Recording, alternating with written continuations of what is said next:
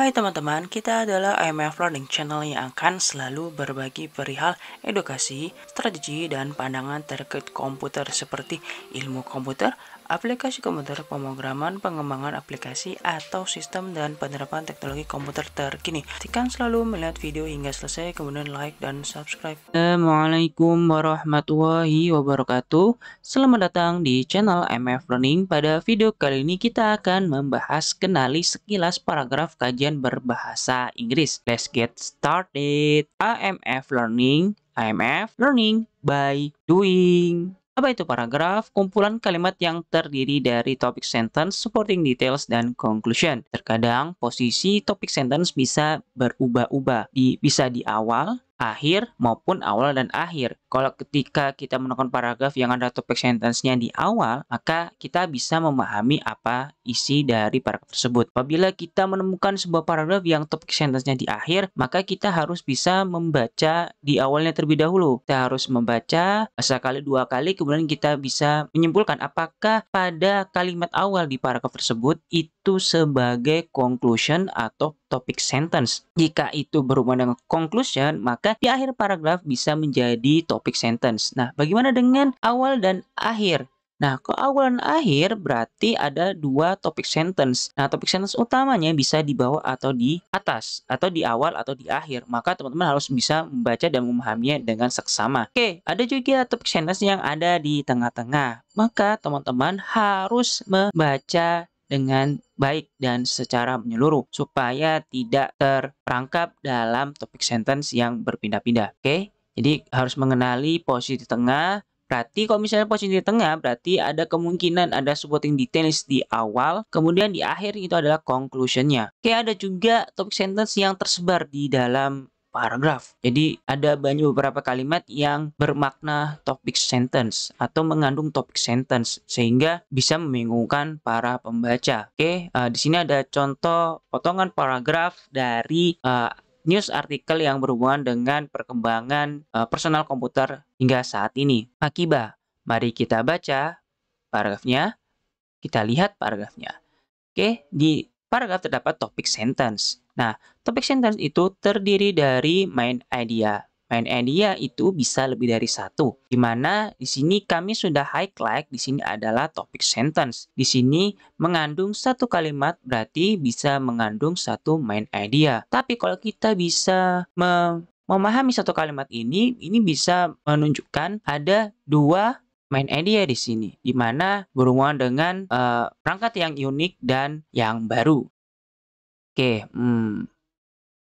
bagaimana dengan supporting detail? Oke, supporting detail itu biasanya ada pada kalimat kedua setelah sentence. Nah, bagaimana dengan sebuah paragraf yang tidak punya conclusion? Jadi, kalau misalnya sebuah paragraf tidak punya conclusion, berarti conclusion tersebut berada di akhir paragraf yang lain. Oke, di sini sebagai supporting detail atau support detail. Kemudian conclusion di mana sih posisinya? Bisa digolongkan pada paragraf yang terakhir. Oke, jadi conclusion itu ada di paragraf akhir. Atau malah bisa jadi satu paragraf itu ada conclusion dari paragraf yang di atas. Dan itu biasanya sering ditemukan di news artikel. Oke, kita akan mau praktekkan dan mencoba mencari news artikel ataupun jurnal terkait topic sentence, supporting detail, dan conclusion-nya. Oke, I am ready. Here we go. Yo guys, sebelumnya kita sudah mempunyai dokumen terkait sentence, kemudian kosakata, word cloud, dan link berita. Nah, ketika kita klik ke sini dan kita pindah ke sini, ternyata berita yang sebelumnya kita pakai itu masih kurang untuk bisa menemukan topic sentence, support details, dan conclusion-nya karena ini hanya sebagian saja sehingga menarik pembaca untuk membuka website berita ini kemudian mencari berita yang lainnya atau latest headlines. Ada berita yang lainnya tapi kita akan mencoba lebih mencari website berita yang lain sebagai referensinya. Kita akan menggunakan BBC News, kemudian kita akan memilih Ukraine, kemudian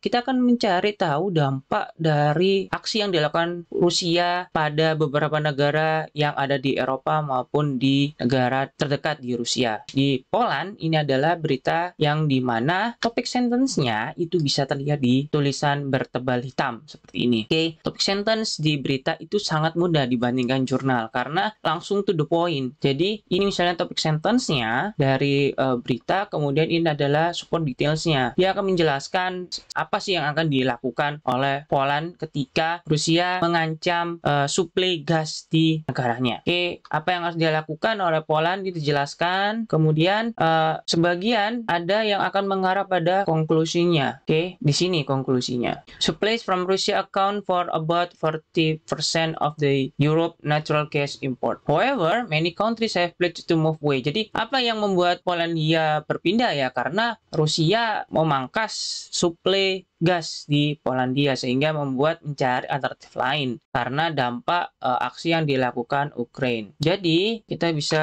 naruhin seperti ini. Oke. Kemudian kita kembali lagi ke sini. Jadi untuk super detailsnya kita harus benar-benar membaca dari sini. Ini super details yang pertama. Oke, kita baca terlebih dahulu. Poland and Bulgaria said Russian energy firm Gazprom told them it will stop spoiling gas to unfriendly countries that refuse to pay in rubles. Oke, dari sini kita sudah bisa memperoleh satu poin bahwa kita taruh di sini. Kita sedikit geser supaya jaraknya besar. Di sini dapat menyimpulkan bahwa ternyata Polandia dan Bulgaria tidak mau pakai suplai gas dari Rusia karena pakai pembayarannya menggunakan mata uang Rusia, rubles. Nah, kemudian kita juga bisa mencari lagi support details di sini. Jadi sebetulnya satu kalimat ini bisa menjadi support details, dan saja kita bisa memangkasnya menjadi lebih ringkas. Jadi kita harus bisa membacanya. Kalau misalnya kita udah dapat ini support detailsnya satu, terus kita juga bisa memangkas ini menjadi satu bagian support details. Sebetulnya ada 4. Yang pertama itu terkait tidak mau bayar menggunakan rubles. Kemudian yang kedua itu ternyata suplai gas itu sudah dipotong pada hari Kamis. Kemudian jadi dari keempat ini kita bisa menyimpulkan support detailsnya yaitu adalah Bulgaria dan Poland nggak mau bayar menggunakan rubles. Karena itu mereka tidak mau, maka pada hari Kamis itu sudah dipotong. Nah, mereka tidak mau ingin membuat Rusia mendapatkan untung dari peperangan ini. Kita sudah dapat seperti detailsnya. Kemudian kita akan langsung melompat pada conclusion-nya.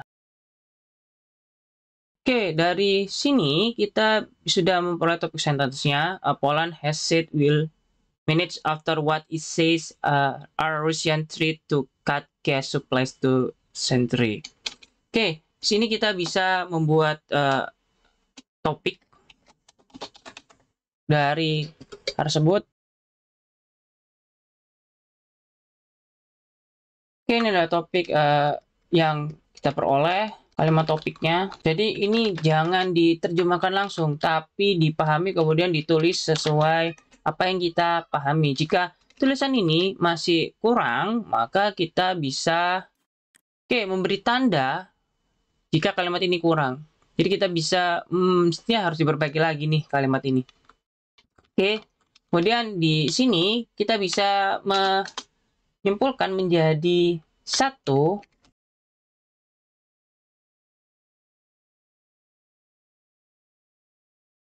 Ini adalah support detailsnya. Jadi bisa menjadi banyak poinnya apabila didefinisikan lagi, tapi ya tergantung pada poin-poin ini yang ada di berita. Dan konklusinya yaitu di sini kita sudah memperoleh konklusinya dari paragraf di atas.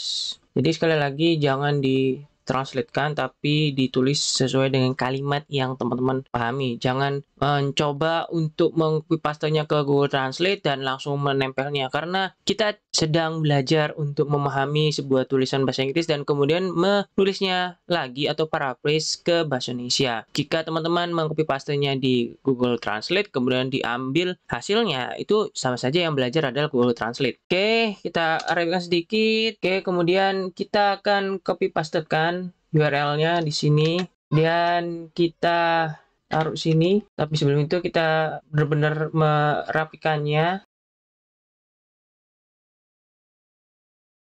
Oke, seperti itu terkait bagaimana cara kita mengenal sebuah paragraf dan isinya. Oke, terima kasih sudah melihat video terkait English for Text dengan IMF Learning. Nantikan video kami selanjutnya. Terima kasih. Wassalamualaikum warahmatullahi wabarakatuh. Oke teman-teman, pastikan like, subscribe, dan share video ini. Terima kasih.